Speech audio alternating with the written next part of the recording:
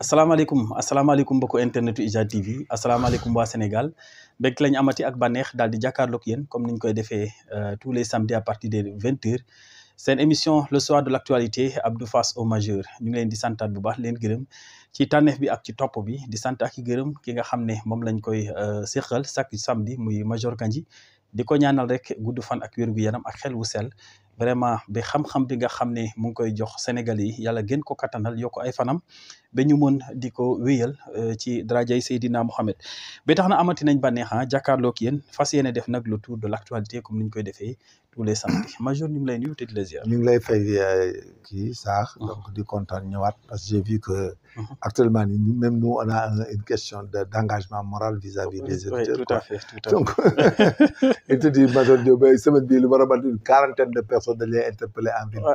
ñeneen ñi di kaas naan lu tax ñëwoo ci télé ñëw ma ne mais nag ñu wuti dépense tuuti quand même. il faut nous laisser à la recherche la. Oui, tout à fait surtout. mais sinon danañ gën a am jot. mais dafa am temps li ñu doon wax nag dañ cee wax lu bari quoi ci beneen domaine donc amatul luñ ciy waxaat. Oui, tout à fait. En tout cas am na solo bu baax a baax dañ ciy jaar rek di nuyu waa Espagne sama frère Fary Sow nekk ca Espagne moom aussi day suivre émission bi tout le temps Fary ñoom Cheikh Sow yéen ñëpp ñu ngi leen di nuyu bu baax a baax di leen ziar di dem ba États-Unis di ñu ñoom Ousmane Gaye ñoom Abdelkader Seck ñoom ñëpp ñu ngi leen di ziar bu baax a baax te di ñuy teewlu émission bi encore une fois alors Major dañuy commencer l'actualité politique en parlant de la nouvelle décision du Conseil constitutionnel bi nga xam ne génnee na décision tey par rapport ak li nga xam ne Assemblée nationale jébaloon nañ ko ci kaw loolu nag di Conseil constitutionnel rebondir ci ay points yu bëri daal di déclarer points yooyu comme état anticonstitutionnel mu jëm ci nag li nga jëm ci magistrat yi li nga xam ne ñoom bëgg nañ di leen woo Assemblée nationale pour ñuy rendre compte wala ñu leen di laaj loolu bokk na ci point bi nga xam ne Conseil constitutionnel dàq na ko alors sa jàngat d'abord par rapport ak la décision du Conseil constitutionnel. Mais c'est une très bonne décision. Parce que les magistrats, c'est un corps organisé, il est organique, quoi. C'est comme la gendarmerie, la police, l'armée, quoi. Nous avons un corps organique. Et chaque corps qui est bien organisé doit avoir ce qu'on appelle une discipline générale, fixée par un décret. Voilà, une loi, quoi, qui organise le corps, qui sanctionne le corps, avec avancement et tout. Les magistrats, nous avons une loi, c'est la loi 2017. Du 20-10 quoi, du 17 janvier 2017. 2017 tout à fait. Qui organise les sanctions, les poursuites des magistrats et les sanctions éventuelles. Okay. Donc, vous voyez dans ces articles 18-19, avec premier degré et deuxième degré. Dans sanctions, donc les magistrats, ils sont sanctionnables parce que même les chefs de cour peuvent les sanctionner, les blâmer, les faire relever, demander leur mutation. Et quand la faute est plus grave, le magistrat peut perdre des échelons, être dégradé. Oui. Et maintenant, le magistrat peut être mis à la retraite d'office avec pension ou sans pension, avec pension. C'est-à-dire, on te ramène à la retraite d'office sans pension, cela veut dire que tu es renvoyé et radié.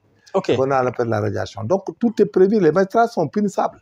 Okay. Dans ce qu'ils posent là, ils sont punissables. Il suffit de faire la requête. Okay. Et maintenant, les magistrats, dans ce domaine précis, ne peuvent pas aujourd'hui encore se voir encore qu'on leur crée d'autres lois. Assemblée de l'Union double sanction, double incrimination. Je pense que si quelqu'un se plaint, maintenant, la saisine, en ce qui concerne un magistrat, les plaintes doivent se faire au niveau de la présidence, au niveau du ministre de la Justice.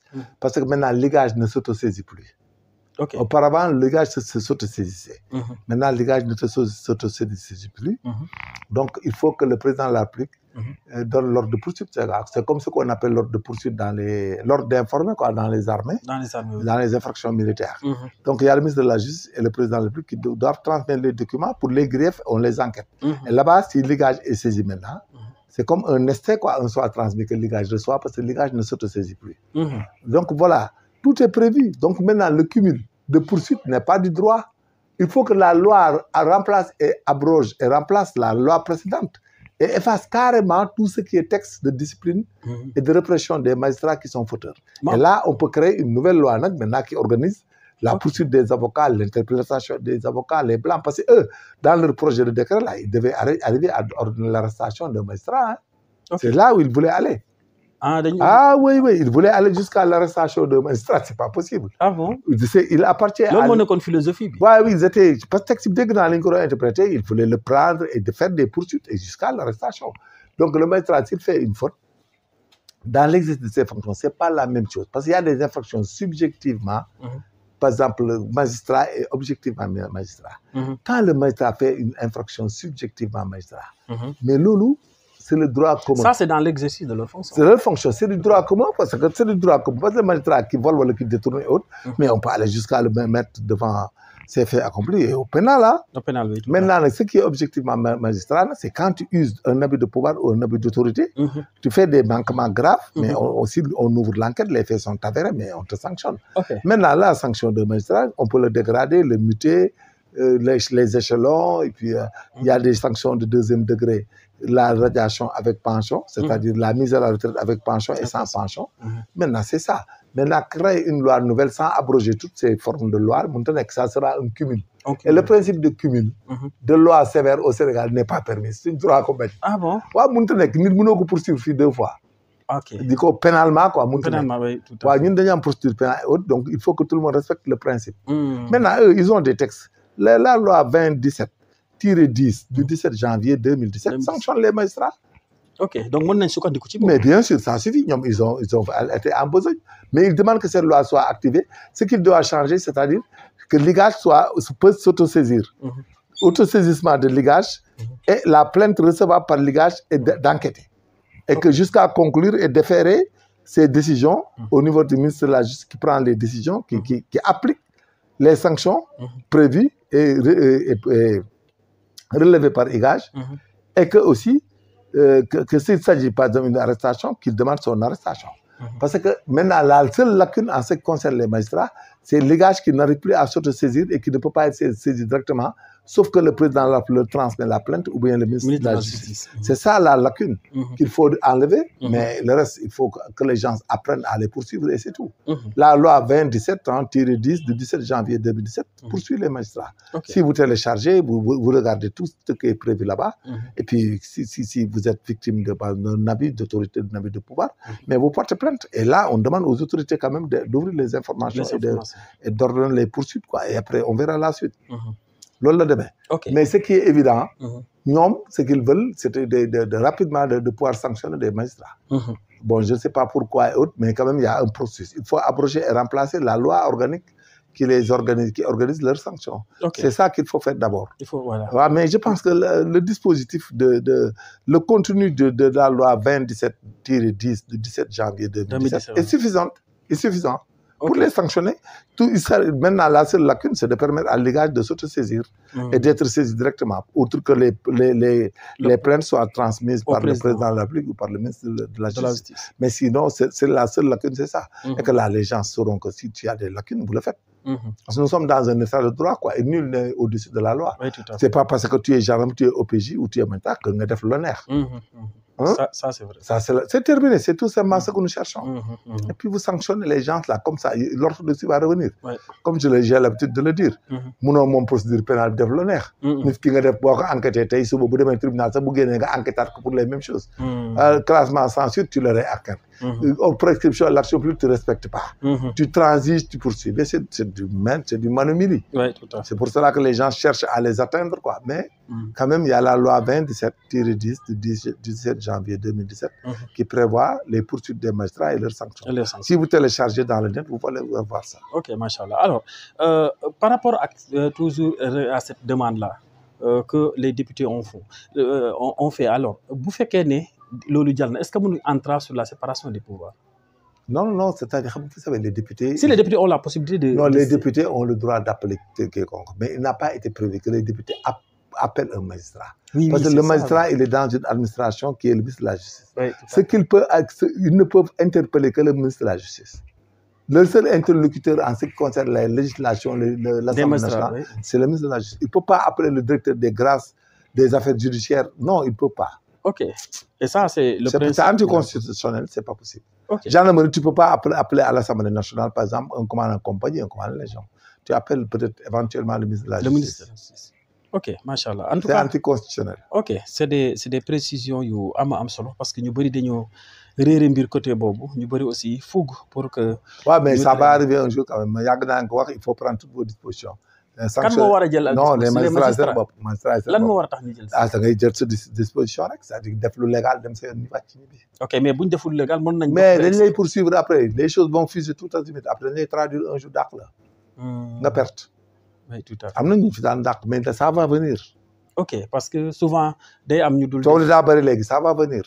faites la légalité dem ñibbi. bu dugg ci dara quand même. li ñu lay fay kenn mënul la ko jox. li nga war a fay sa carrière ay 2 millions par mois. nga war a def 20 ans de carrière wala lu ko ëpp. kooku nit mënu la ko jox. oui tout à fait. waaw l'essentiel il faut être se prémunir actuellement fa lañ toll. mais lu ne nga dugg ci. mais monsieur après ça va changer ça va changer. ci sous le fondement de la loi. waaw finalement si tu te mets en c'est des parce qu'on peut justice aussi bu jëngee ci réew rek. waaw c'est ça day indi problème da ngay mujj gi finalement sa morom sax moo lay sànq. tout à fait. sa morom moo lay sànq. tout à fait en tout cas c'est des choses à éviter hein. à éviter oui.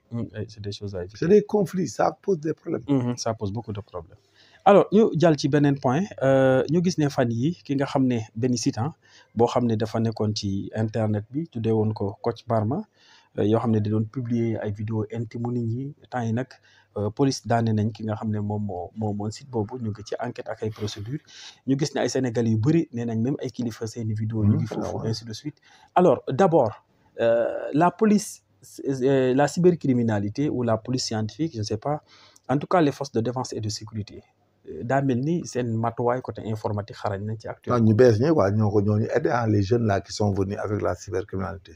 les lieutenant Diallo et autres gos yi c'est bien mais sinon on allait prendre personne affaire dafa yàgg. oui parce que yàgg na sa. dafa yàgg na 5 ans yoo xam ne booy ñoo xarañ temps chance et puis benn femme porte plainte y a une femme qui a le courage de porter plainte quoi. ok elle a été victime elle a été même exploitée mais elle a eu marre mu risqué ko. mu risqué porte plainte xam nga ñu bari les problèmes de sexe et de machin dañ koy nëbb. mais il y avait des complices parce que dégg naa ñu naan sama xarit la vidéo bu mu génn ndekk ñoom yàgg nañ ko xam. ñu doon génn vidéo yi ci télé yëpp ndekk ci site yi nekk à l'étranger di doftal suñ kaw ndekk ils font partie de ça il faut rester large et incriminer. maintenant bu fekkee nit nekk na bitim réew mu bokk ci. waaw dañ koy sénégalais la bu ñëw ñu jàpp ko. mais mënuñ ko extrader. non ça dépend mais dañ koy boole ci procédure bi rek après ñu jàpp ko. suñu jàpp ko parce que gos c'est des lâches. en tout cas gang bu yaatu la booy gang bi sax dafa garaaw gis nga booy dañ daan jëm dañ lay xam ne yow sax autorité nga bu dee bu góor la ñu fexe ba gis xale bu jigéen bu jonga mu neex boole la ak moom pour loolu billahi bu dee jigéen nga joo xam ne aussi da nga am fii dañuy fexe di la nax di la boole nit mu lay bël dañuy jox ko sax xaalis mu fexe ba am sa le motif ñëw ñu dóor la c'est-à-dire aussi c'est des lâches quoi mais c'est des bandits mais baax na ci victime yi aussi parce que nit day am aussi moral parce que nekk kilifa aussi nekk ci auberge yi di summeeku ak fu ne nga di fa dugg mais c'est pas normal parce que képp kuñ ci jàpp ci affaire sexe parce que da nga ko def illégalement parce que ñemewuñ fekk femme buy sëy ak jëkkëram buñ ko defee du am sens ñi ko doon def ñu ay njaalookat dañ ay fokkat lañu woon dañ doon labaj loolu aussi leçon la jamono ji nekk léegi foo fi dem ci auberge wala nga dem ci hôtel dañ lay filmer les hôtels là filment tout le monde ci lamp yi lañ koy waaye man la même président de la République bu fanaan ci hôtel dañ lay filmer c'est des mafias wóorul de il faut arrêter il faut nit ki da ngay am rigueur am ngay def gis nga fi ne nii ñoom ñëpp lañ filmé xaw nañ leen a rey goo ci liñ ci jàpp ci xaalis tuuti na am na ñoo xam ne liquide lañ joxe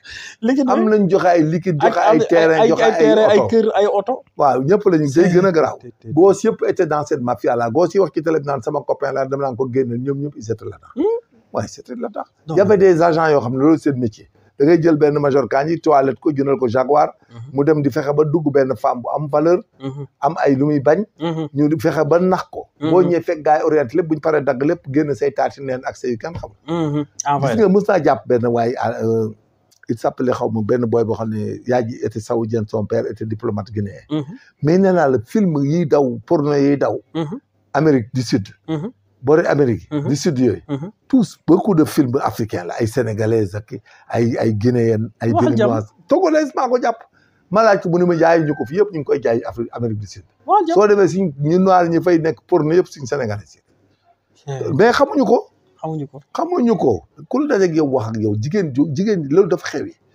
léegi gis ngeen ko même dañ lay nommer président wala nommer le ministre wala def la suba nga gis ñëpp génn di la porter di la wane di la wane naan la yaa ma defoon nii ak yaa ma tëddee fii ak ba ma defee nii ak nangam gis nga si ñoom Trump ak ñëpp am problème les Américains là vous les avez vu beaucoup d'Américains ont des problèmes il y avait un président américain qui avait un scandale très grave bi Hillary Clinton la ñoom ñëppay am problème yooyu Sénégalais yi femme Sénégal yi seen bopp ñoom ni ñuy dunde moo dul dund femme boo xam ne amoo métier amoo lay régler lu dul toilette dugg ci mafia am na ci ku nekk Qatar Dubaï ni c'est des sexstars mais leur métier c'est ça mais il faut que góor si dugg ci aussi pour exploiter de l'argent c'est ça parce que jigéen aussi bu dee yow sa métier yëpp mooy toilette ànd ak góor mais il faut ñu def la loolu góor goo xam ne aussi yow sa àdduna yëpp doo takk ñaari demal doo takk ñett benn ngay takk di ko neexal nekk ci biti def la neex mais il faut gars yi def la coup yooyu parce que xaalis bi ngi mën a am ci yow pour une passe day tuuti par rapport ak chantage oui boobu dañ lay chantage moom ay millions la gars yi di dégg oui bien sûr am na ñoo xam ne ay 10 millions lañ joxe waxuñu ko waaye am na ñoo xam dañ lay joxe 10 millions am na ñoo xam dañ lay bett sa service ngay commandé service wala département ministère wala dara mais ñu def loolu bon nga di ngay embauché par force waaw di jël ay nit c'est du n'importe quoi mais c'est extrêmement grave sinon c'est grave oui Sénégalais ils sont trop légers parce que y a trop de femmes yuy foye seen yaram yi parce que naan sama far ak sama nangam far bu ñëw dana la xam mais loolu mënut a nekk mun leen dund seen yaram yi c'est pas possible. far bu ñëw dina la xam de. exploité la dem bàyyi la fa. ah ma ne exploité la dem bàyyi la fa. waaw et puis les gars dañuy jaay say vidéo. dañ koy jaay booy bi million nga koy jaay mu laaj waa ji 5 millions c'est tout. oui tout à fait da nga naan ko am naa vidéo major Kandji mu ne la gaawal ñëw. waaw bu ñëwee mu envoyé ko sama doom mu envoyé ma ko nangam jeex. waaw loolu da nga koy sóoraale. et fii laa da nga leen di sóoraale. taxaw ak benn kilifa nga jëkk benn femme ñëw dama nangam ñëw kër ga nangam dugg la fii gauche droite. ñëwal naan jar. waaw ngay def loolu ci kawam yaakaar ni jantal paa nga fekk tu es un vieux cabri mort là. mais daf la bëgg bu la dóoree nga naan daf maa bett ak waa mais il t'a jamais aimé. ak nattu la. mais y a pas de nattu pour les sexes le sexe là moi y a pas de nattu les histoires de mœurs là y a pas de nattu. en tout cas yéen man daal da ngay fexe ba yow lu la nit wax da la koy jiñ doo ko def bu fa dem bu ko jege moytu leen. dañoo capable. gis nga dañoo capable. waaw yow mën nañ laa fenal ku la mën a fenal mën naa labajal waxuma laa nga dem nag sumee ko moom koo koy dégg nga. loolu moom c'est vrai. non il faut que ça soit clair les marabouts di xaru yëpp ay affaires yooyu la. waaw beaucoup de problèmes parce que da ngay dem ba mujj seytaane topp la. wallaay ndeysaan. waaw bu da lay topp le plaisir éphémère. bu jigéen ñi ñëwee nga naan leen sëriñ nga. saa ci ngay nekk di ngar-ngar yi. ku ñëw nga dil ko di ko def ba kenn ne la ci rajax nga taxaw gaare. waaw en tout cas yéemi na de. non mais coach là c'est un lâche. il faut le sanctionner mais d'autre partie aussi sa jurisprudence va éduquer les Sénégalais. oui bien sûr ça devient positif même pour les Sénégalais. bien sûr moom kay borom hôtel yeeg auberge yi sax fi mu ne seen liggéey dina wàññeeku. bañ a wàññeeku bu dee nit ñi xalaat nañu en fait. ma ne la dañuy wàññeeku boo demee dëkk yu mel ne ay Côte d'Ivoire surtout bii nga xam ne ñoo gën a garaaw ci àdduna ot boo doftaloo dugg ci benn chambre d'hôtel dafa def ay loolu noonu mais sa le motif doo ko xam sax fu muy génne mais ces pays là dañu garaaw de waaw loolu. technologie dafa avancé pays yu mel ne ay fu ñu la tegal caméra te doo ko dafa yomb. y a des filles là-bas boo nekk autorité foofu boo doftaloo ko daal dootoo ko defati. soo ko defati laa la wax. en tout cas yéeme na. et puis maintenant y a des caméras yoo xam ne bien grand. dañoo tuuti.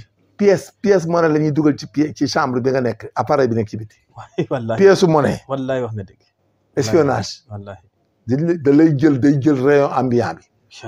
c'est une gravité extraordinaire angle boo génne mu génne la. loo wax mu génn. non yow tamit bi dafa yàqu. non mu tax. yéemi na di en tout cas. muy tas ay famille actuellement. waaw mais dina ko tas tey mais c'est la faute des adultes. mu ngi tas ay famille parce que yow tu es un père de famille un adulte. mais quand tu prends la responsabilité d'aller faire de l'adultère mais tu assumes toute ta responsabilité. Oui, tout à fait. S'il y a des failles, c'est de ta faute. Une femme aussi, quand tu es responsable, une femme mariée. Mais déjà, tu as de la turpitude en allant, par exemple, tenir des relations intimes avec un autre homme. Maintenant, amul pardon, une femme adultère, nous appelons amul pardon. Dans les divorces sanctionnels, le boudé goro aussi. Mais si vous ne pas de c'est ton problème. La constitution de partie civile, la même juge, il doit avoir pour mœurs. Outrage aux mœurs. C'est la vérité.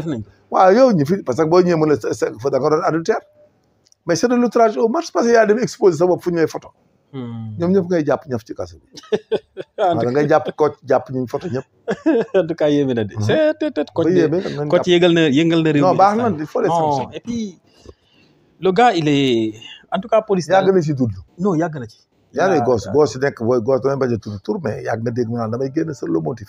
di la ko doon jëlee. am na gos yoo xam ne ñoom ci lañ bokk. il faut les sanctionner tous. dafa yaatu non il faut enquêter tout le monde et les prendre parce que aussi nit ñi mënuñu dundee loolu. marabu bu nekk gaañ nga di ko topp.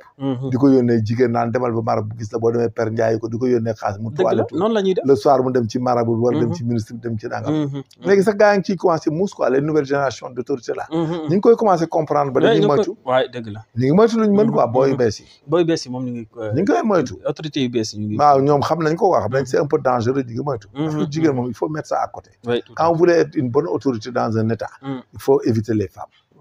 waaw mooy premier danger bi. boo paree teg ci xaalis. xaalis oui waaw macha allah en tout cas c'est des très bons conseils pour la nouvelle génération ah donc nañu tirer toutes les conséquences bala affaire bi di gën a dégénérer alors ñu jàll ci sortie Barthélémy Dias bi mu def ci émission plateau yo Pape Ngagne bi barki démb wax na ne ñoom dañuy bëgg a def benn coalition wax na sax ne léegi au lieu ñuy wax def coalition front lay doon mais front la boo xam ne day regrouper opposition bi yëpp nga foog ñooñu am nañ chance pour am dara parce que moom ñi mu tudd mooy Barthélémy Dias ay nu mu tuddati ay Pape Djibril Fall ñi mu tudd ci front bi mais gisuma ci ku ci mën a gagné quartier bëriwul ñi gagné ëllëg ñoom xamaguñ ko moom laa doon wax léegi may waxtaan ci téléphone bi la véritable opposition ne s'est pas encore décidée c'est-à-dire il y a le fait de s'opposer tout le monde s'opposera oui ceux qui étaient dans l'opposition vont s'opposer ñi amul intérêt ci gouvernement vont s'opposer les pastefiens qui vont être frustrés après ils vont s'opposer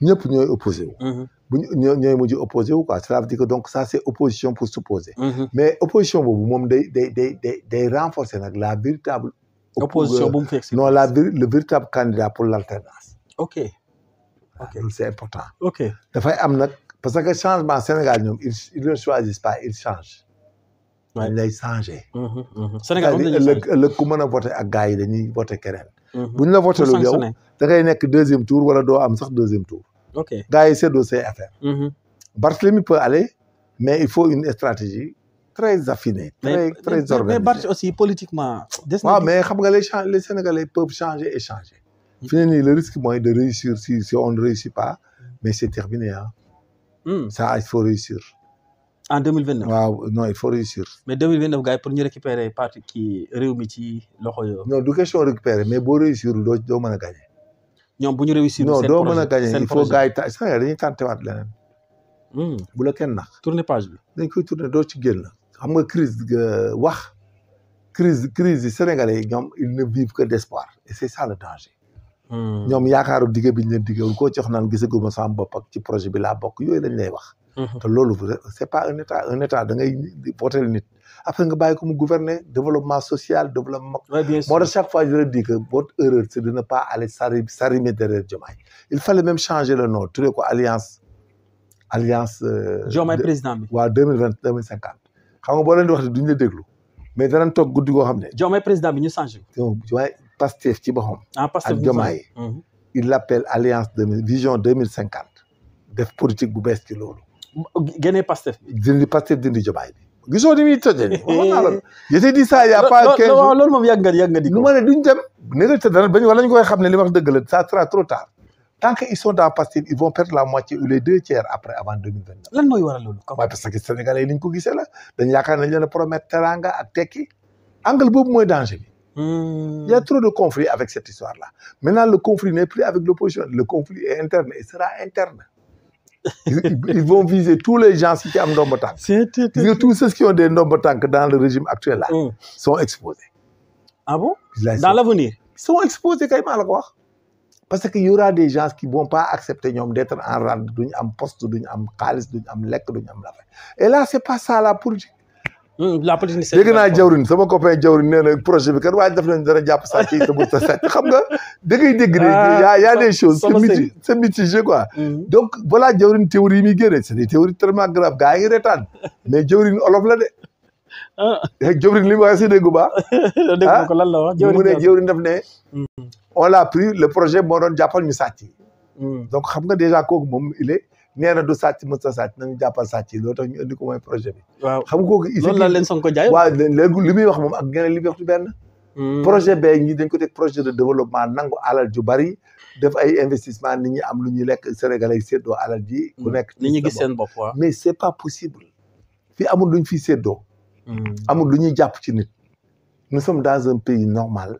dañuy gouverner normal. institution yi dox normal nga dem école jàngi dem santé faju nga mën a liggéey ñu bàyyi la nga liggéey ak sa liberté ak sa sécurité affaire boobu la ñu war a développer ci xelu Sénégalais yi mais quant à di leen jéem a garantir wala di leen jéem a gëmloo fu ñu jëlee alal di leen ko jox moo ñu indi problème ëllëg te bu boobaa aussi dañuy toog fi di expliquer mais on n'aura pas de solution parce que ils sont mënoo toog un jour 5 millions de personnes dal ci sa kaw nga naan da ngay expliquer ak dooy régler foo koy régler mënoo ko régler police ak gendarmerie magistrat mënuñ ci dara il faut qu'on tienne un langage clair envers ces gens ne leen politique la dañ doon conquérir le pouvoir on gouverne da ngeen di jéem a liggéey yi nag jéem a def mais ñun amuñu lu ñuy jox nit individuellement il faut avoir le courage de le dire sinon ça va avoir des problèmes parce que man ñi ma gis ñii ñi gisee affaire bi c'est dangereux gis femme yaa ngi génn di wax naan dama ni ma ci ñàkk am na ku ma gis démb sama comment xaw ma nan Pape comment sama gaañ la mais il a dit tout ce qu'il a donné à ces gens ok mais attendez monsieur il dit tout ce qu'il a fait et tout ce qu'il a donné mais c'est pas ce qu'on appelle kon gars yi dañoo bëggoon def comme nawet bu ñu jiyee di xaar récolte c'est pas de l'actionnariat ok il faut qu'on soit clair la politique c'est pas de l'actionnariat la politique c'est le choix d'une politique c'est comme un politique c'est un projet que quelqu'un dépose et qu'il vous fait comprendre que je vais faire de sorte que Ousmane devrait wax ne man nag mon projet moo doon je lutte contre la corruption la concussion je favorise la transparence et autres gestion virtuelle des biens nangam il faut mu changer discours boobu et wax leen ne nag mënuñu ñun garanti ku nekk ñu jox la sa añ ak sa reer ak sa pitance il faut mu clair mooy dëgg gi mais nga bàyyi leen ku nekk ne damaa investir dama nangam mais après da ngay am problème ba mu seet nga perte ñaar juróomi nit fukki nit mais mënta koo parce que dañoo frustré wu waaw du frustré wuñ quoi ñoom liñ bëgg moom mënta nekk sax c'est pas frustré parce que yow mënoo toog Mbàkke nga naan dañ ma jox ma jënd kër jënd tekk jekk nga dem Casamance nga dañ ma jox ku nekk di laaj mënta nekk l'État n'est pas engagé à donner à des gens c'est pour cela que chaque fois je dis que nous sommes en train de nous divertir même ce que le président fait gars yi Sénégal yi sax duñ ko xam si le président reçoit des gens à la présidence des partenaires stratégiques et autres mais rien n'est visionné Sénégalais yi xooluñu dara lu dul ay projet bi ak i Pastef c'est pas possible imagine fi ne nii y a beaucoup de choses qui se passent à la présidence mais kenn gisu ko doo dégg kenn wax waaye bien sûr bien sûr amul luñ fi wax pourtant loolu lañ waroon di def mais c'est ça un état c'est le président de la République qui centralise il faut que déglu li muy wax déglu li muy def nga xool politique bi fel la ñuy jëmee et puis ngeen essayer naviguer tout le monde dans le même sens mais bu président jaaree gauche ñi ci des jaar droite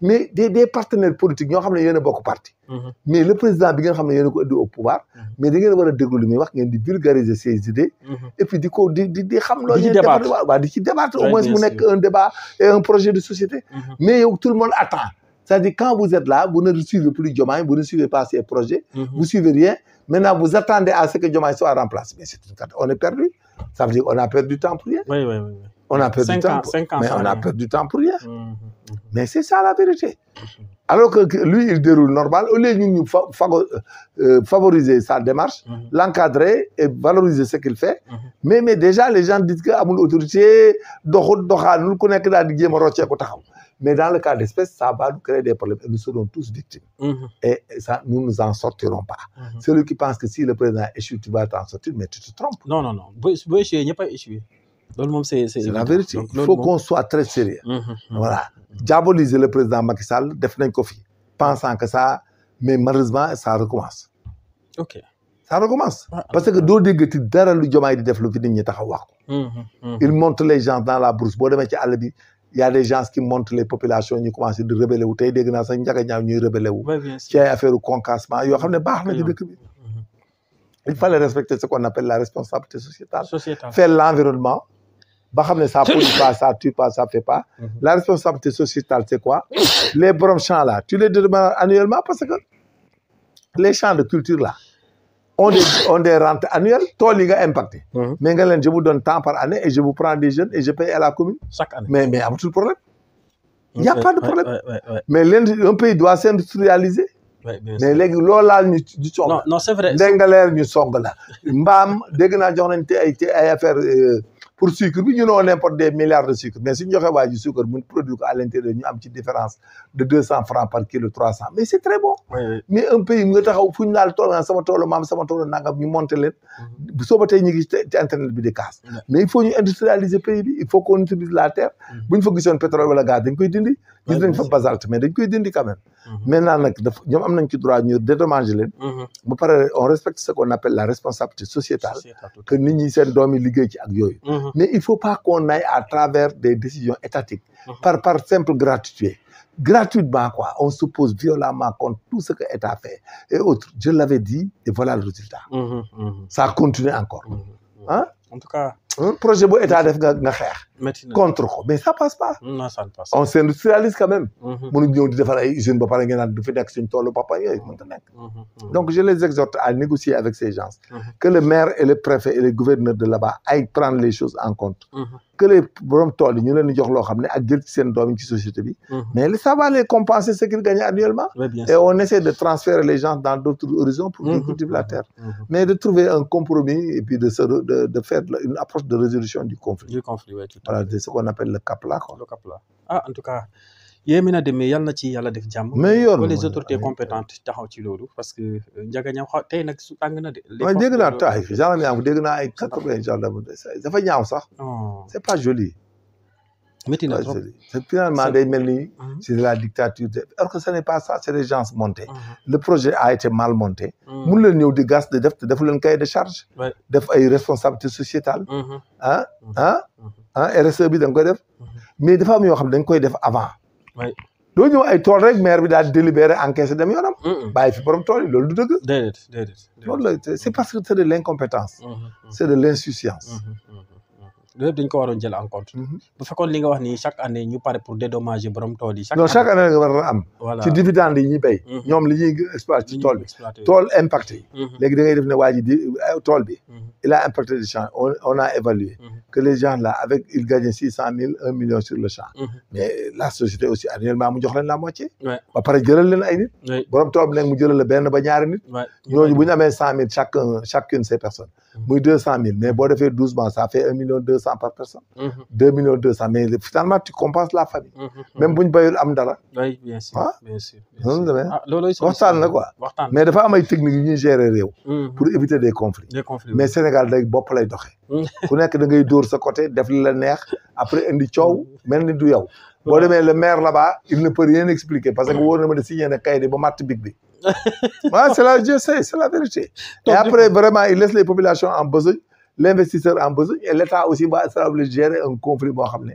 doo xam sax nu mu demee. oui bien sûr dafay yéeme après quoi. oui. Ah en tout cas mooy loolu dernier conseil des ministres le PM a parlé d'un plan de redressement économique lan lañ ci war a xaarandi en fait. non le plan de redressement économique c'est la vie chère rek et faire de sorte qu'il y ait des rentes dans le pays la vie chère.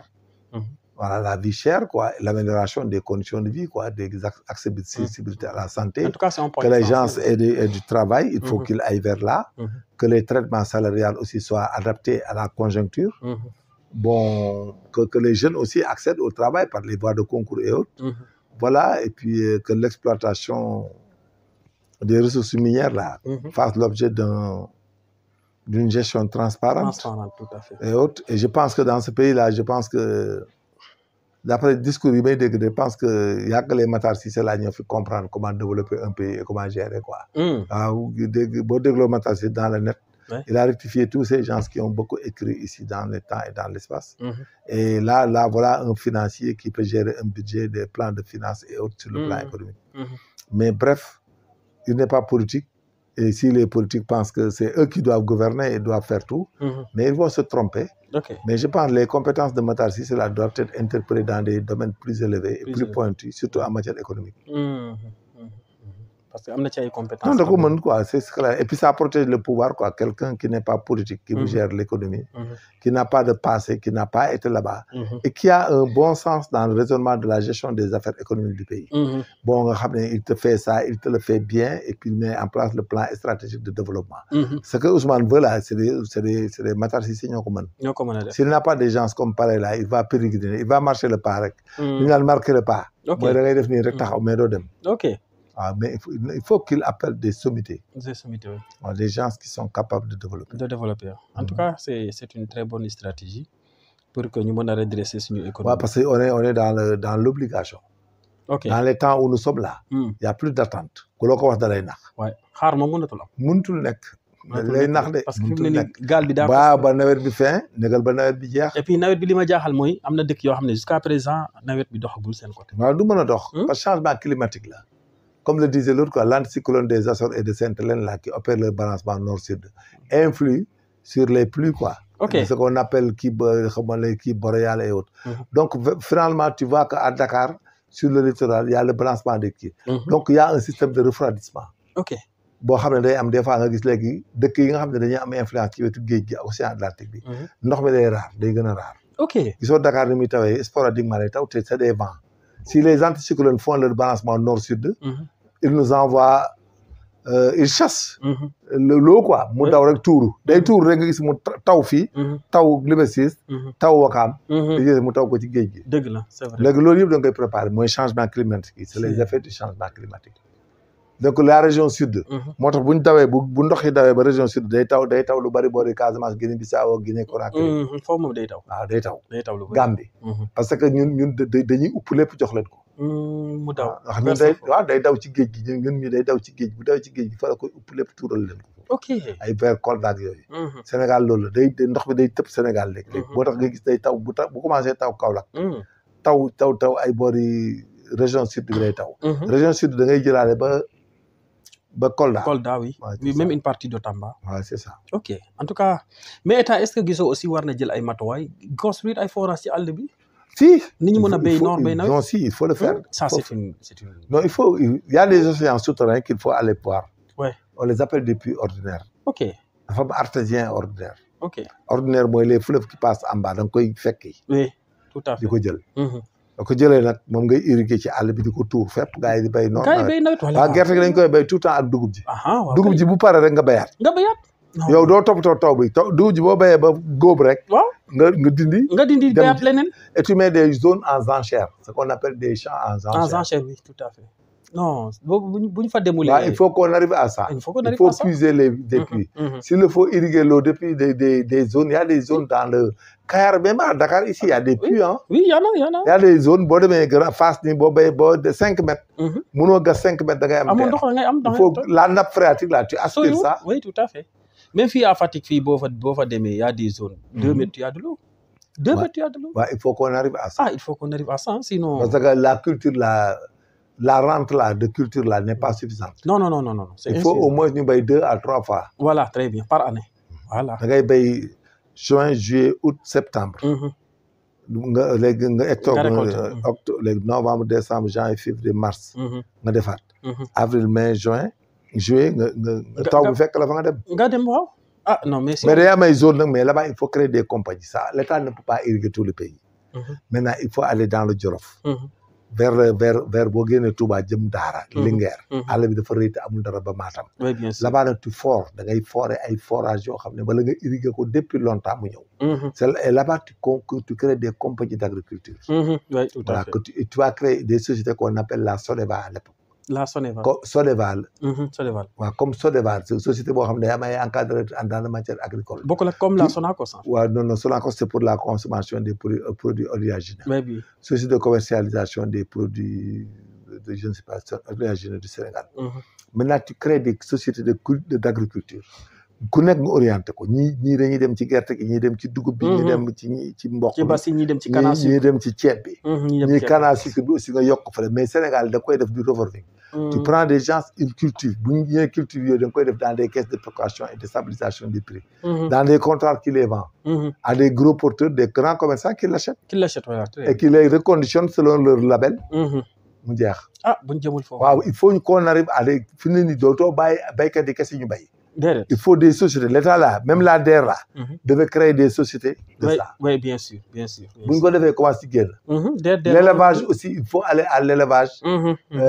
Les gens, les éleveurs, ils vendent à l'État des bêtes. Au lieu de subventionner, c'est très dangereux. On détourne tout, il ne faut rien. Da ngay dem jënd seen bêtes yi ñoom ñu jënd seen bopp lekk. Oui, bien sûr. léegi nga jënd bett yóbbu leen ranch de Doli. léegi di leen développé waat bu tabaski jotee nga jaay Sénégalais yi au poids. ok et puis là tu renverses la tendance. de l' spéculation sur les moutons de sur le mouton da nga koy renverser. parce que si l' état a 1 million de bêtes. mais état bi da koy jaay. oui bien sûr au kilo. oui ah kuy bu matee 30 kilos boo ñëwee tu payes 30 kilos kilo 6 000. ok ça te fait 200 000 environ jeex na. ok la bête fait 12 kilos tu payes 60 000 65 000 parce que en temps normal boo demee Seras si tu as 60 000 presque tu achètes une bête de 10 kilos. oui bien sûr DPC quoi. bien sûr maintenant on peut aller vers ça vers cet esprit de modernité. mais loolu aussi sa programme mu parti bi war nga ko ci dugal. non ñun on a des programmes développés Sénégal gi yomb naa développé Sénégal gi en une fraction de seconde nga régler problème bi. nga régler ko de. mais je vous dis c'est une question terre à terre. mais Sénégal moom boo fi ñëwee di def d'une manière académique di théorie. waaw mais doo développer ce pays. waaw c'est vrai c'est vrai. gis nga yëpp ñuy wax ni ay labaj la yoo xam ne benn du ci yegg. ay wax kese la di jàpp ne académicien. dara du ci yegg li ñuy wax yëpp c'est zéro. il faut nga def waxu yëfu calcio football calcio. voilà calcio bu gaaw àll bi amoo loo leen di expliquer da ngay dem bay. exploité dem waa àll bi loolu mën a expliquer duñ ko xam. déedéet jarul explication loolu ñu bay seen gerte nga jënd ko dem. waaw ñu ngi koy traduire rek ñu ngi koy transformer xamuñu ko. jaru ko sax. loolu la gis nga diwu segal yi ñuy def ci àll bi. dëkk bu nekk mën nga fa créer coopérative boo xam ne gerte dëkk bi lay jënd segal ko. waaw l'aboutissement c'est de l'huile. oui bien nga sûr jël tourteau bi génne. bu ñëwee dañ koy frelater di def ci ay produits defar ko. la SIB là ne fera que raffiner. raffiner oui bien sûr. xam nga une raffinerie ne fabrique pas. da ngay indi produit brut bi nga raffiner ko. ok mais yëpp c'est des techniques à Touba ay tu peux le faire dans le Niani. tu peux le faire dans le Sine. tu peux le faire partout.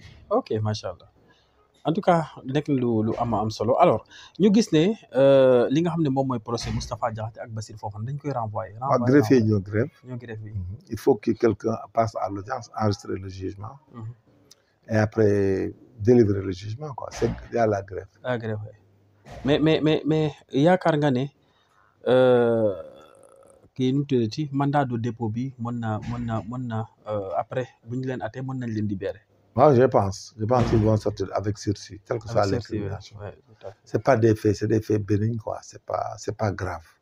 et si j'étais le président Diomaye dama yeewu je libère tout le monde et je crée la paix et le calme quoi. le calme la paix sociale. je demande à ce que vraiment. ces détails-là il faut tout régler quoi. parce que problème fi ñuy jëm ça va entrer dans les éléments constitutifs du conflit à venir. il faut arrêter tout ça. ok dans un conflit il faut mu am des conciliabules. il faut que am ku bàyyi. ok tout à fait boo amul ku bàyyi rek day continuer ah. du mos a jeex. alors ñu jeexal ci point bi remaniement ministériel gars yi koy junj. mais c'est impératif. déggoo ci dara. non il faut mu am remaniement parce que actuellement nii. la théorie de remaniement manifestée par le premier ministre. ak wax ji tant que defuñu ko day bloqué waat suñu investissement ak ay activités. même bu ñuy réaménager lu mu tuuti lu mu ñàkk solo day baax. les gens vont se figer dire que on a remanié donc il faut. voilà ñu changer ay postes sax. waaw il faut ñu travailler mais actuellement avec cet esprit là day nekk cauchemardesque. ok day bloqué réew. gis nga réew bu ñu nee ba autorité bi ne léegi dañuy changer doxul. il faut mu changer bu changer wul day bloqué Ousmane n'a qu'à faire le remaniement tout de suite. ok amul xaar. ok yow léegi bu ñu la joxoon laajoon sa avis ne la defar remaniement ban kan ngay yëgal wala kan ngay wàcce. non vous savez le remaniement pour nga évaluer des gens qui sont de loin. day jafe. ok il faut nga jege leen waaw il faut nga jege leen ci yeneen domaine. parce que domaine bi nga xam ne du dox. parce que boo ñu bëggee wax ne la justice ne marche pas mais il faut arrêter. tu vises des magistrats qui font des bu dee benn magistrat moo def loola neexul wala nanga mais on le traduit. mais doo jël justice bu globaliser ko y a des magistrats qui sont bons. oui bien sûr loolu la donc il faut pas viser les autorités ministres ak yooyu. parce que la plupart du temps les lacunes dans la justice peut-être c'est des actes isolés d'un magistrat. bu dee am na gendarmerie c'est des actes isolés d'un commandant de brigade ou d'un gendarme. mais nga mere ci ñëpp ba mere ci général bi mere ci ministre bi. mais loolu la ñuy arrêter il faut qu'on sanctionne maintenant les exécutants. En la justice, il faut sanctionner les magistrats qui font des bavures. Dans la police, il faut sanctionner le policier qui fait la bavure. Mais doo ko jël globaliser ko daal di jël ministre bi ba ko yan. c'est ça notre problème nous. tout à fait voilà c'est ça. bu benn gendarme wala policier mal contrôlé dans la rue. mais nga bëgg ko yan ministre de l'intérieur du jàll. par exemple un procureur isolé qui fait ce qu'il fait du n'importe quoi. mais après mënoo ko imputer ministre moom ngay wër ba jàpp ko sanctionné ko. oui tout à fait loolu mooy dëgg loolu aussi loolu la et puis. un médecin qui fait pas son job dans un hôpital. mais loolu le ministre de la santé mënu ci dara. oui tout à fait daf may. Sénégal il faut qu'il personnalise la responsabilité et les sanctions. Tout à fait mais du mën a yow. de manière globale. mais waaw mais le ministre le président le premier ministre nga incriminer ko. mais tu laisseras les fonctionnaires là qui feront ce qu'ils veulent. Par exemple si tu attaques Ousmane Diagne et tu laisses le magistrat qui a fait des bavures. Des bavures. mais ça devient compliqué. Oui, bien sûr. Le gars là il va continuer à faire sa magouille là kenn du ko jàpp. et puis chaque fois ñu jiñ ko ministre bi alors que le ministre n'a rien à voir là-dessus. Oui, tout à fait. boo demee un gendarme un commandant brigade nekk ci benn dëkk. cokkee si li def lu ko neex. waaw boo ko bëggee imputer le général wala le ministre des forces armées mais ça posera problème. Ils vont jamais arrêter. Il faut le trouver et le sanctionner. Oui, bien sûr. Non le fonctionner. Oui. Les députés on a compris ils voulaient atteindre des gens. mais ils ne pourront pas les atteindre comme ça parce qu'il y a des textes déjà il faut les abroger d'abord. Oui, bien sûr. mais mënoo tëb rek. ñu jël texte yi teg leen fële quoi ñoom dégg naa ñoom dañoo demoon ba bëgg a arrêter quelqu'un yóbbu la kaso Ah bon, on m'a dit oui il paraît c'est une histoire de taxi là c'était grave il voulait arriver à ce que la personne fasse l'objet d'une poursuite pénale. Non loolu nag. mais ñoom am nañ déjà sanction c'est bon. parce que si tu es corrompu on te renvoie. Si tu fais des abus on te relève. mais ce texte boobu 2017 bi tiré 10 bi. du 17 janvier 2017 la ñuy activé. et puis la saisine la seule lacune là-bas. il faut que le ligage ait la possibilité de s'autosaisir. et de recevoir les plaintes outre que ces plaintes là passent par le président de la République et le ministre de l'Intérieur le ministre de la Justice du moins qui les transmet. et ça c'est une lacune. Macha Allah. il faut qu'on enquête tout le monde. ok bu ñu waxee dara ñu enquête ko ba mu leer am foog ñu sanctionner. macha allah en tout cas nekk na lu am solo sinon rek suñu justice bi dañuy continuer di. waaw fi ne c'est décrié quoi ça fuse de tout bord. et que il fallait s'attendre à ça quand même. ok parce que depuis. bettu la quoi loolu. waaw depuis 4 ans 5 ans justice. fi ne nii les histoires de Mancabo là Mancabo.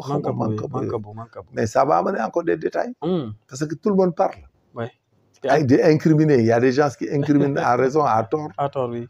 des gens. alors que affaire dossier bi mu ngi ci enquête. waaw dossier bi mu ngi ci enquête il y avait l'autopsie il faut qu'on soit plus assidu. les autopsies on les prend. les témoins on les regarde. les vidéos on les regarde. gisoo oustaz boobu dee ci àll bi il paraît qu'il y a 6 mètres de hauteur on l'a trouvé à l'intérieur. il y a la relation de cause à effet qu'il faut voir. il paraît qu'on l'a enterré ils sont en train de le déterrer. comment ngay fekk nit ci cas bu mel ne nga di ko enterrer demul autopsie ba erreur la. waaw loolu il faut moo tax keroog maa ngi lay plaider il faut que la police soit renforcée il faut que Sénégal aussi un laboratoire de. pardon. laboratoire un grand laboratoire de médecine légale. ok. waaw boo xam ne on fera les analyses on conserve les corps on fait les autopsies on fait tout. ok mais xam nga accident ngay autopsie koy accidenté loo koy autopsie. accident jaru ko. accident la autopsie waa ji la cause de la mort c'est l'accident. il a un traumatisme crânien des blessures il a succombé de ses blessures. dafa jar di xotti. jaru ko de. non franchement 2000 lan la. bu dee nag ku ñu rey wala découverte de cadavre d'accord mais oto bu accidenté. dañuy jam gars yi partout bañ dee. ak hémorragie. mort par accident par blessure traumatique jeex na. amatul leen loo ci wax c'est la conséquence c'est la mort. la cause c'est l'accident. loolu la ñuy élagué teg fële. ay mort accidentelle jarul def autopsie. jaru ko de. mais parce que le Joola on n'a pas fait d'autopsie. médecin bi mu ñëwee di wax Mendez la ba na ko mais Mendez ba na ko fii. vous venez vous faites tout les autopsies là il a fait les genres de mort. fan Noailles Ziguinchor la non man maa ko resoon Dakar maa res tous les corps maa leen suul. mais tous les corps sont là à l'intérieur de ma chambre. les corps qui sont venus à Dakar. corps yëpp ngi ak man fii. documents yi. mais ak les photos même des cadavres et tout j'ai tout. et les fichiers tout. man naa ko enquête gars yi ñu fay leen ñu daw ba mag kay di. ba ñu leen fayee gisatu ba kenn maa leen suul mbaaw 1 an bañ jeex mbaaw ku nekk mën naa laa woon corps bu fa nekk. mbaaw bi. tomb bu nekk mën naa laa woon corps bu fa nekk j'ai le plan de pose j'ai tout. maa ngi ak plan de pose mbaaw bi. yow yaa ko géré woon. maa ko géré maa ngi ak plan de pose bi. affaire bu compliqué woon. waaw maa leen suul maa leen di commencé suul 19h ba bët set 6h du matin. corps bu ci fa nekk mën naa laa woon ko fa nekk. un jour boo ñëwee naa la génne plan de pose bi. oui incha bon les photos on ne peut pas les sortir. mais je pourrais te donner la liste des gens qui sont à Mbao. ndeysaan. ak corps yëpp j'ai les photos. mais man maa leen photo et tout maa leen photo maa leen recevoir Dakar maa leen identifié maa joxe corps yi ñu joxe maa suul ci des. amutoon autopsie am. non il y avait pas d'autopsie Mendez a fait les gens de mort il a envoyé quelqu'un mais parce que ils sont tous morts par noyade. oui noyade oui. xam nga un corps y a les signes positifs de la mort. et les signes négatifs de la mort. le signe positif mooy lan. ah signe positif mooy lan. signe positif yi. mooy l'imperceptibilité de la respiration. ok voilà. loolu ce qu'on appelle ngeen di tuddee ay mort clinique waa ji dee na léegi. wóoragut ne. dee na carrément. ok mais dafa am nit nag les signes négatifs de la mort nag. mooy wane ne nag que la personne là moom dee na te mi ngi yàqu. mooy la rigidité cadavérique la putréfaction. ok xam nga nit ki buy doog a dee tout de suite day am chaleur normale ma tout de suite. moo tax ngay dégg ñu ne nit ki day sedd bu dee day sedd parce que température bi. day donc chaleur deret ji mooy wàcc ba nekk zéro. léegi nag le corps prend la température ambiante. moo tax day sedd. mais après day commencer ce qu'on appelle les lividités cadavériques. la lividité cadavérique le sang. va aller vers les parties basses du corps. fi mu appuyé. bu tëddee boor deret ji boor la jëm. c'est comme des tuyaux quoi. boo ko tëralee benn boor comme doon tuuti day tëdd loolu la bu dee nit ku weex. da ngay gis mu am verte. fi mu tëddee mu am ay appui da nga koy mën a xam ne corps bi a été déplacé ou pas. on les appelle des lividités cadavériques. Machallah. Après la lividité, il y a le refroidissement d'abord du corps. Après la lividité cadavérique, la rigidité cadavérique et la putréfaction. Et après la putréfaction, il y a des escouades d'insectes. ci ngay mën a xam ne corps bi ñaar temps la fi def. ah loolu aussi mën nga ko xam la température tempa bi da nga ko ciy xam. le bol alimentaire da nga xam ne waaj bi li mu lekkoon mi ngi ko lekk. bol alimentaire bi mbuum laa ci fekk da nga mën a xam kañ la lekk mbuum mi jotu ko digestion bi amul. digéré gul nga xam ne kon waaj bi. loolu il faut ñu def autopsie. waaw boo lekkee bi da nga xam ne kii bi mu lekkee mbuum bi. il est mort avant 3 jours. ndax bi boo lekkee mbuum tey ci guddi. suba nga war a dem sel. mbuum bi day changé. day nekk day nekk déchet day nekk matière fécale. waaw donc da ngay xam ne kii dafa lekk mbuum mi ñu rey ko yooyu yëpp c'est des calculs dans la mort. pour calculer la affaire bi simple comme ni mais c'est la datation de la mort c'est simple. oui c'est dans la datation de la mort boo ñëwee la personne tu la trouves en état de refroidissement. nga xam ne kii day yàggul matu ay 6 heures de temps. nga fekk mu am rigidité yi te lay wër na kii dafagul 24 heures. bu commencé rigidité yi nag dégg rigidité moo tax bu nit ki dëgëree ba ne ŋàddu nag. su commencé nëb nag da ngay gis cellules yi commencé dee nga gis fu ne paqat yaram yi commencé bàyyi nag di lapax-lapaxi. loo bàyyi mu loo téye mu daal di lapax-lapaxi articulation yi commencé bàyyi. maintenant nag mu dem putréfaction rapidement dans les 72 heures mu dem putréfaction léeg-léeg boo xëccee tànk mu jox ko topp la. léegi si loolu bu egsee foofu aussi nan la nit ñi def bi dajale loolu. non boo koy dajale da nga koy def ndànk y a des sachets ku nekk day jàpp da ngay membre yi. par exemple nit boo koy yëkkati fekk mu nga risqué ne kii l'état de putréfaction est très avancé. mais des fois da nga koy booral affaire bi wala nga day am ñu téye boori tànk yi parce que ici y a de l'armature xam nga y a l'os long là du tibia y a les cuisses day am ku téye fii am ku téye ci bassin bi téye ci mbagg. mais loolu da ngeen di sol masque. waaw da ngay sol masque sol gants yëpp ngeen yëkkatee ndànk daal di koy teg ci benn sachet léegi nag bu ngeen yeggee da ngeen koy congeler nag bu ngeen ko congeler ba mu congeler bu baax là-bas le médecin légitime pourra faire ce qu'on appelle l'autopsie. parce qu'il y a des plaies traumatiques. boo ko congelé loolu. waaw boo ko congelé ci ngay mën a def crevés yi ce qu'on appelle des crevés ci ngay mën a xotti corps bi def ay crevés. pour vous regarder des blessures contendantes regarder des fractures ak yooyu maintenant il y a d'autres analyses à faire ce qu'on appelle da ngay def des prélèvements sur le bol alimentaire bu dee ci ndox mi nga ko fekk bol alimentaire boo ko defee fekkoon ndox ci mbàq nga xam ne kii deewul ci ndox mi. c'est antemertum ou c'est postmertum. dafa dee ñëw ci ndox. mais bu labee c'est antemertum da ngay gis ne dafa lab. da ngay gis ndox dafa lab ba naan ci ndox bi doog a dee. ok donc loolu yëpp da nga ko xam. c'est post et antérieur. dafa am yoo xam ne nit ki mënut a dee ci ndox ba pare te du naan ci ndox bi. loolu mënul nekk. et puis y a la chromatographie à phase gazée à couche mince. loolu ban kii gendarmerie mooy def étude. non dañ koy def. wala c'est la police scientifique. non ñun dañ def police scientifique man dama def police scientifique. autopsie yow dama koy xam quoi su ma ñëwee taxaw dama lay wax li ñuy rechercher pour orienter la nga wax li ñu bëgg a soxla. et tu fais des prélèvements. sur le bol alimentaire le cœur et autres bu dee dañ ko empoisonné da nga koy mën a xam.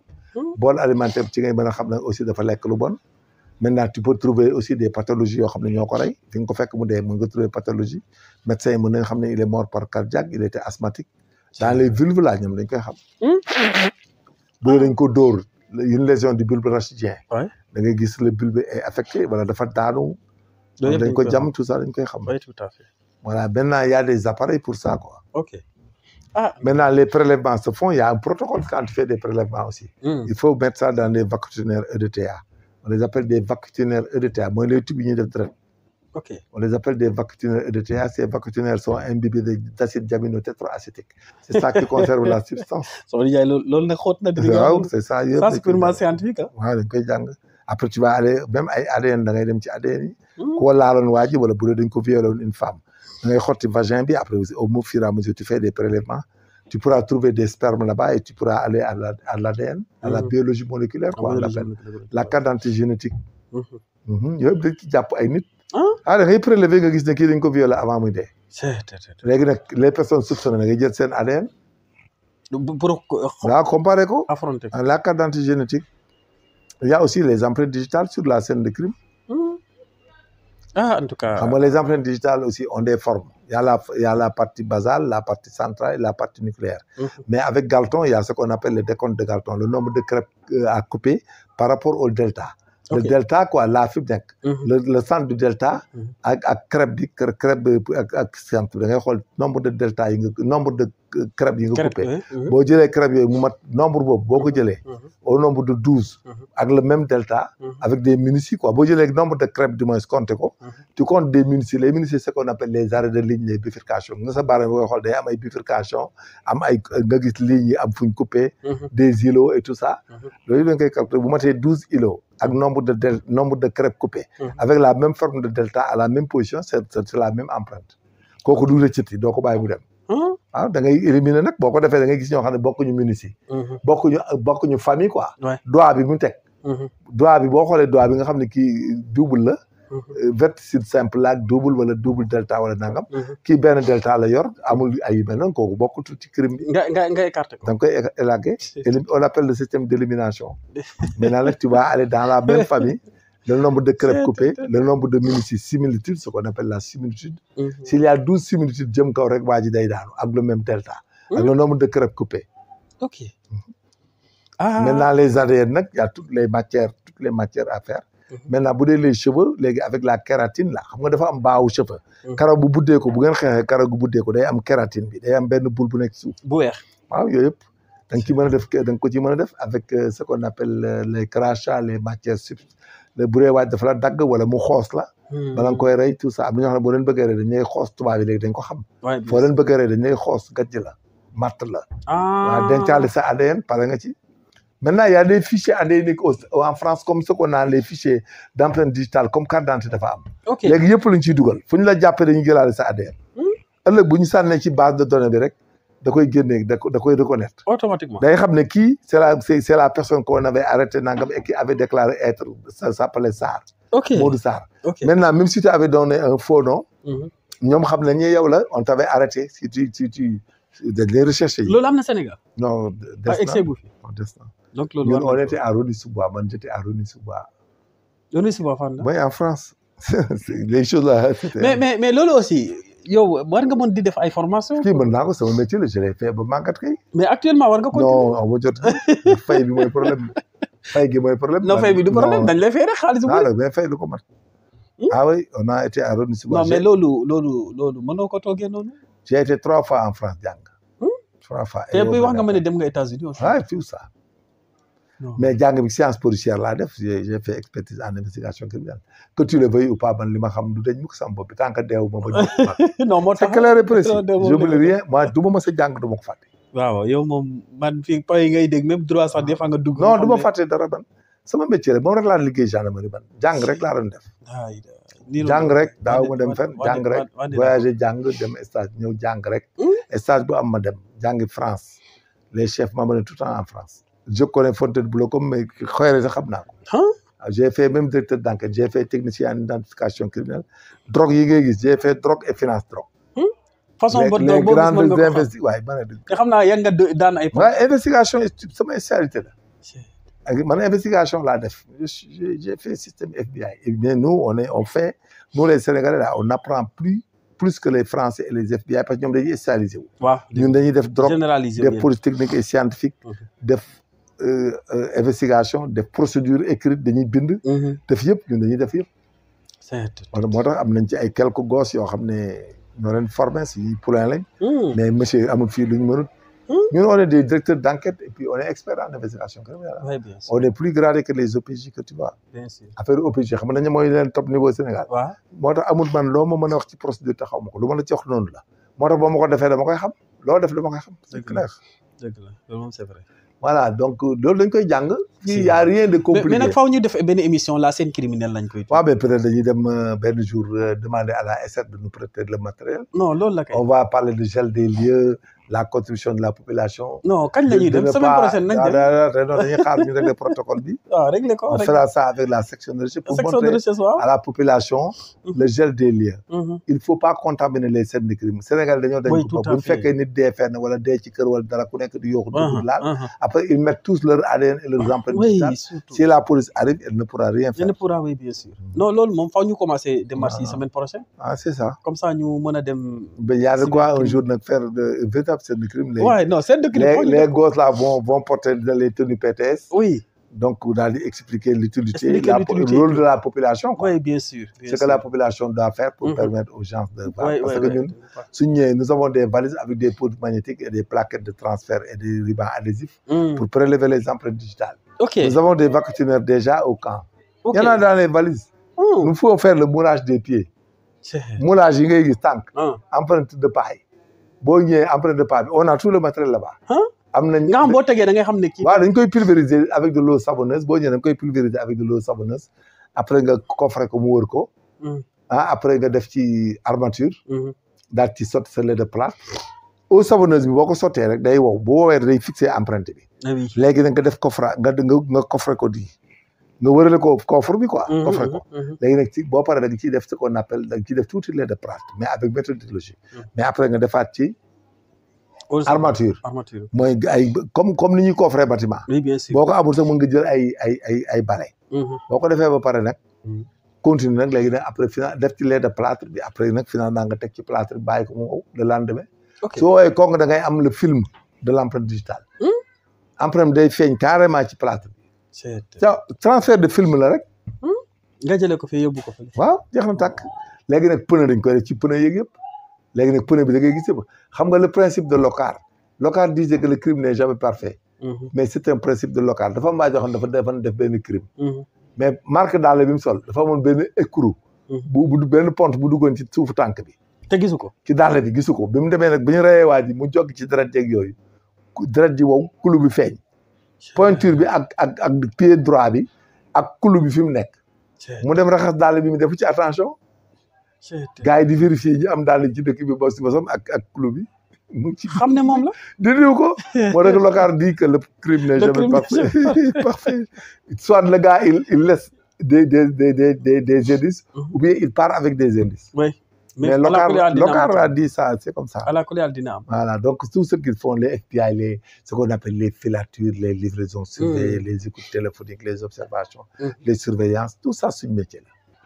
da koy jàngal bëgg a mën ko. Macha Allah. Le système relais comment on fait les livraisons surveillées fii Sénégal da ngay jël drogue bi dab ko ci géej gi daal di koy dindi.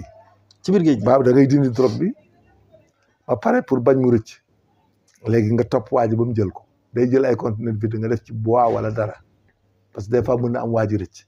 sinon nga surveiller ko rek ba waa ji jël ko di ko jël livraison bi nga jàpp ko. parce que da ngay bëgg xam chaîne da ngay xam ki ko livré.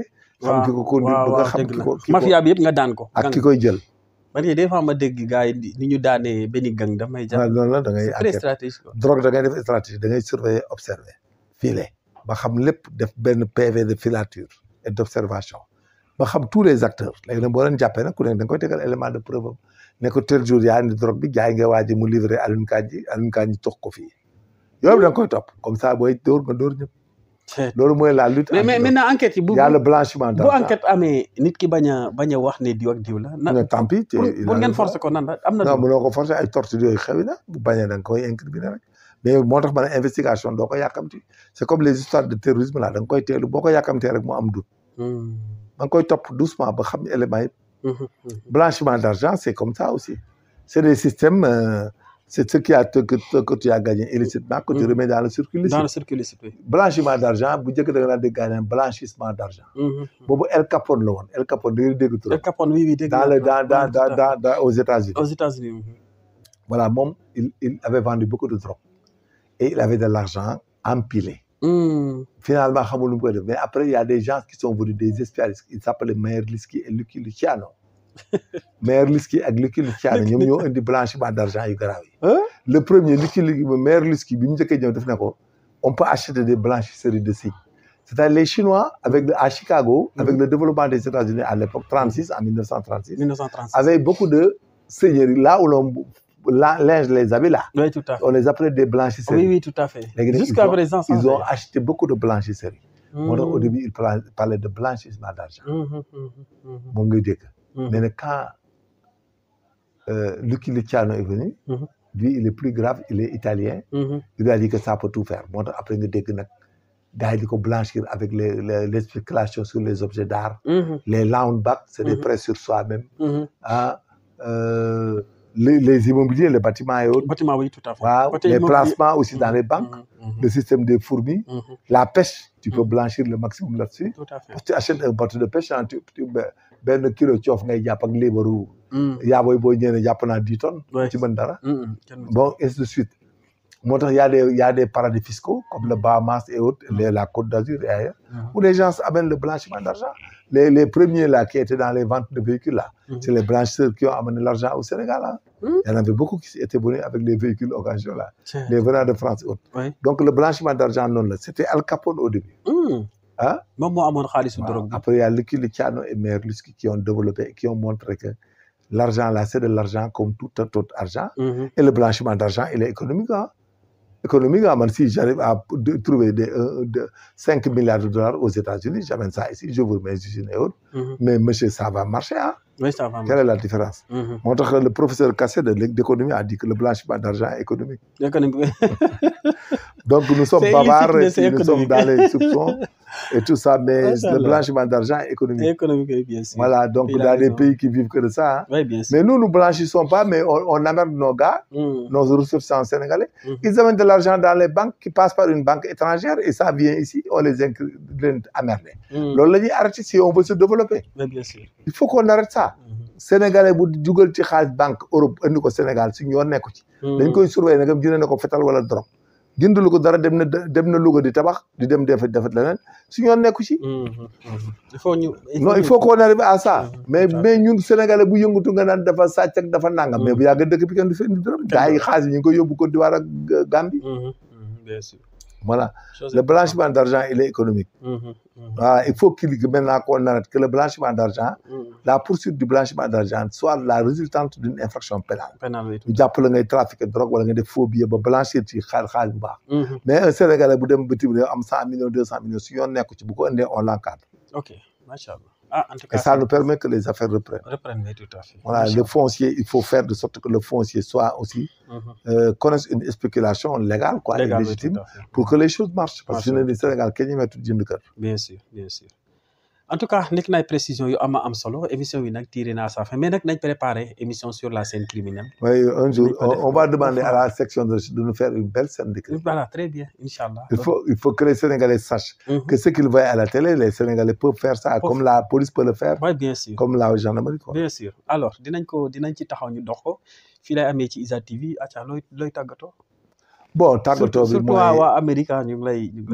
Mais on les encourage et on souhaite qu'il n'y ait pas de couac aux États-Unis. Aux États-Unis, parce que nous ne souhaitons pas recevoir les Sénégalais des États-Unis. Hein. Oui, bien sûr, bien sûr. Tout ce qu'on souhaite qu'ils restent là-bas, parce que les temps avec la crise mondiale, les guerres et leurs conséquences, il n'est pas évident que des Sénégalais reviennent au Sénégal, surtout ceux qui sont aux États-Unis. Ça sera une catastrophe humanitaire. Un État ne peut pas le supporter. Donc, on les encourage et on demande à ceux qui restent là-bas davantage et que, quand même, qu'ils investissent. Il faut qu'on s'organise à les recevoir. Et malheureusement, nous n'avons pas la taxonomie de les recevoir. Mais il faut qu'on les organise et qu'on les aide à s'intégrer sur le plan social. Il faut aussi que les immigrés arrivent à avoir des pensions de retraite. Il faut qu'on organise ça avec une assurance forte et que les gens cotisent des annuités et quand ils auront 65 ans, ils auront une pension. Il faut qu'on règle ça ici. Parce que là-bas, à l'extérieur, les gens peuvent cotiser 50 000 à 100 000, mais si tu cotises 50 000, 100 000 pendant 20 ans, pendant 25 ans, 25 annuités, mais boo ko cotiser tu peux avoir une retraite. oui bien sûr. et retraite boobu boo ñibbisee Sénégal même bu doxut nga am 400 000 par mois. mais day baax. fekk tabax nga kër say doom màgg nañ. voilà donc c'est très important. c'est ce qu'il faut développer dans nos pays. parce que maintenant on est dans un pays où il faut qu'on aille à la mutualisation. parce que les temps sont durs les États ne peuvent plus s'arrimer à un développement comme ça. Un développement endogène là il peut pas. non ils peuvent pas. ay wax la nii il faut pas compter sur les États mënta nekk. moo tax ku ko fiy wax nga ne ko bu ko wax mu wax ko dana ko gis. mënta nekk fan ngay jëlee loo jox nit ñi en Afrique tiers-mondiste ici y a rien du tout on parle de zircon de pétrole de gaz. mais dooyu ñu dund 15 jours. oui bien sûr. pour année. oui bien sûr. donc bref. macha allah. il faut le remaniement aussi j'ai oublié. parce que la théorie de remaniement immédiat bloque le pays. Il faut qu'on fasse le remaniement ou un reménagement rapidement pour que les gens aillent au travail. Parce qu'avec vos théories de remaniement et autres, la personne ne travaille ku nekk nga xaar. Et loolu chaque pays bu ko mës a def. Sénégal saa ñu waxee remaniement. Ça amène la léthargie dans l'administration. Les gens ne travaillent pas. Ne travaillent plus. Il faut faire le remaniement rapidement, remplacer les gens et clore le débat. Et qu'on aille au travail. Au travail, macha allah. am na solo dëggat yi kontaan ci ba moom bu baax a baax moom Major Kandji nii rek lay amee ñu ne samedi à partir de 20h seen émission le soir de l'actualité Abdou Fass au Major ñu ngi leen di béggee bu baax a baax ñu dem ba États-Unis ñoom Moussa Ndiaye ñu ngi leen di nuyu suñu xarit yi nekk Espagne France Canada ñoom ñëpp ñu ngi leen di béggee bu baax a baax ñu ngi gis commentaire yi maa ngi gis message yi ñu ngi leen di sant bu baax a baax di leen gërëm di ñaan yàlla suñu borom jàmm sax ci réew mi jàmm sax ci Sénégal te xiwal yu yokku ci darajay Seydina Mohamed may félicite nag tous les élèves du collège de Diamaguène Sine yi nga xam ne am nañ BFM du collège de Mérito mais également du collège de Diaglé Sine ñooñu 100% lañ am donc félicitations à tous les élèves du collège de Diaglé Sine ñu ngi leen di féliciter di leen wax rek góorgóorlu leen te xam ne vous êtes des Sénégalais te réew mi mu leen di xaar vous pouvez faire partie des élites de ce pays des gens qui vont en tout cas tenir ce pays et participer au développement du Sénégal ñu ngi leen di encourager bu baax a baax di leen féliciter di ñaanal en tout cas képp koo xam ne yëpp dans les Terre-Neuve nga nekk ñu ngi leen di ñaanal bu baax a baax gudd fan ak wér gu yaram c'était tout pour aujourd'hui ñu ngi leen di jox dig daje samedi prochain sur la chaîne IJAD TV ci seen émission le soir de l'actualité Abdou Fass au Major bonsoir et à la prochaine merci